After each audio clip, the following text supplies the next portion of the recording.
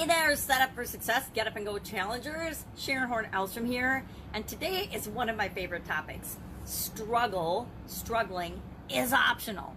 Hustling is optional. Sacrifice is optional. I don't know what you're doing in your life and what you're working on.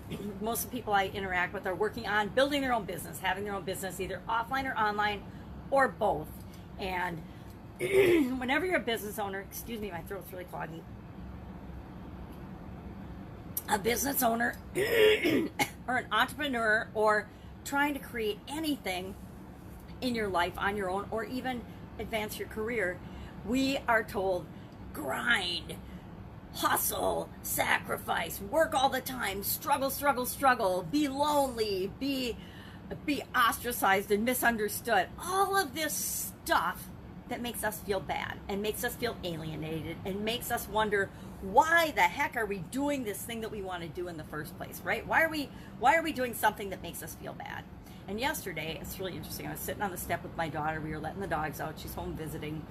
And she looked over at me and she's like, geez, you're just kind of off today. You're kind of grumpy. And I realized that as I was sitting there, I was thinking about things that weren't perfect yet, which is my definition of frustration. I was thinking about some things from the past that were just irritating, and I was actually missing my little granddaughter. She's started school now, and so I don't get to hang out with her every day. I got to hang out with her 5 days a week for sure, and I'm not doing that. And all during COVID, she was my secret COVID Energizer Bunny weapon that kept me happy and upbeat and positive, and I haven't been able to spend much time with her over the last couple of weeks. And so I realized that I needed to turn that around. So how do you do that? And I also was reminded that feeling bad is optional. Feeling anything is optional.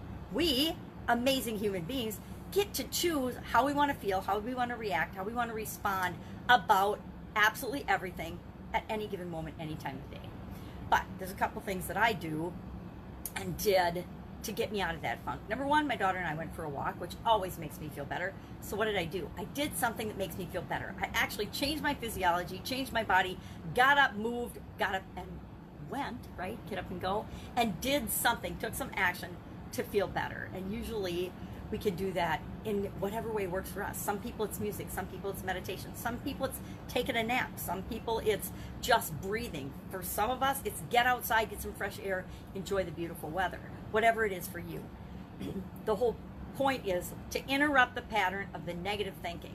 Negative thinking tends to come from thinking about the past, thinking about the present and how things aren't the way we want them to be yet, thinking about or rehashing other people's beliefs, judgments, feelings, opinions, thoughts, criticisms, whatever, instead of our own. So not only switching over and flipping from negative past experiences to positive past experiences, from the past to the present moment to the future, and looking forward to what it is that we want, but also making sure that we're doing what's right for us, not reliving and rehashing other people's stuff or thoughts of how we should be, how we should behave. It's really interesting. I remember the day that I woke up with just this huge epiphany. I realized that the first voice in my head every morning when I woke up wasn't my own. It was that of my ex-husband. And as soon as I realized that, I was able to turn that voice off and put my voice back in my head and think for myself. Now, that's what happens when you live with somebody that's very domineering and very controlling. They can actually turn the volume of your own voice down to the point where their voice volume is turned up and it's the first thing you hear. Now, we hadn't been together for years when I had this realization. So for years, I was literally waking up every day with the shadow of the judgment and the ideas and the beliefs and the opinions and the thoughts and the feelings of another person. Super duper weird and super duper scary. But as soon as I realized that, shut that off and was like, no, I get to have my own thoughts. It's how I feel and think about everything, not how anyone else, not our significant other, not our kids, not our parents, not our teachers, nobody but you is an absolute expert in you. So, a couple of things that you can do when you think that you have to fall, and believing that struggle hustle, and sacrifice are something that you have to experience in order to get what you want, that is not my belief. That is absolutely positively someone else's belief, and I'm not going to adopt that belief. Thus, the topic of today's whole discussion is you get to choose what you want to feel, how you're going to experience it. I personally think building a business is the most fun, amazing thing that I could possibly ever be doing. And building a business of my own, right? Other people would think that it's sacrifice, drama, trauma, horrible. Guess what? Then they shouldn't do it. It's not for them. But things that are for us feel good. Things that are not for us feel bad. So when I'm feeling negative emotions, when I'm feeling bad, when I'm feeling upset, when I'm feeling negative, when I'm just feeling like there's a little black cloud floating over my head, I have to, as soon as I realize it, and sometimes it takes other people reminding me, like my daughter, hey, what's up with you? Reminding me to look at and really consciously pay attention to, what am I thinking about? What am I feeling? And it's usually I'm feeling because of what I'm thinking about. So what am I thinking about? And can I take that from a negative to a positive? Can I take, if I'm thinking about the past, can I pull myself into the present? And then if I still need a little positive oomph and vision, I want to look toward the future. Well, yep, this is what's going on right now. But if I keep thinking about the past and what's going on right now that I don't like, I'm just going to keep creating more of that. So what if I think about what I want and ask myself, well, what can I do right now? And if I focus on what I can do, not on what I can't do, if I focus on what I can do, have, where I want to go, and I take a step toward that based on how I feel about it, my beliefs, my thoughts, my feelings, my opinions, my judgments, my experiences, nobody else's, then I have the ability to decide and define what everything means for me.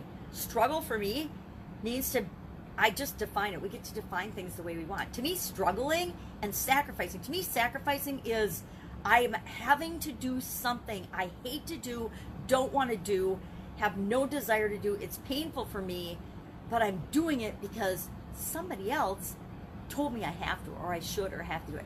If I am choosing to do something, and here's the context that sacrifice, and this is why it's one of my pet peeves is used in. Well, you're sacrificing time with your family to build your business. Are you? Are you sacrificing time going, and not family is probably not a good one because I hate that one because I did too much of that.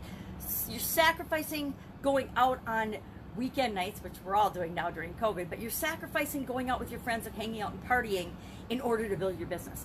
Are you sacrificing it, or are you making a choice for yourself? If you're making a choice that's in your best interest and feels right and good to you, you're not sacrificing anything, right?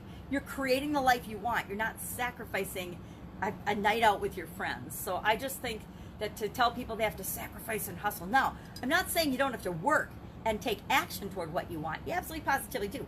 But you don't have to hustle to do it. To me, hustling means you're hurrying up and you're taking shortcuts. It's like the word hack. I don't like the word hack either. Sorry, hackers. I know it means shortcut. I'm all for shortcuts, but I'm not for hacking. Hacking to me is like, if you're a hack, you're taking a shortcut in a negative way. You're taking a shortcut just to cut the process. You're not necessarily willing to put in all the work that you need to put in to create the result that you want. All right, enough pontificating. Love to know your thoughts about struggle, hustle, sacrifice, and do you know and do you believe that it is optional and that we don't have to struggle to get what we want? We don't have to define anyone in other people's terms. It's always up to us. All right, have an awesome day. I'll be with you tomorrow with another Setup for Success as we get ready for our next 30-day Get Up and Go challenge. Take care. Bye.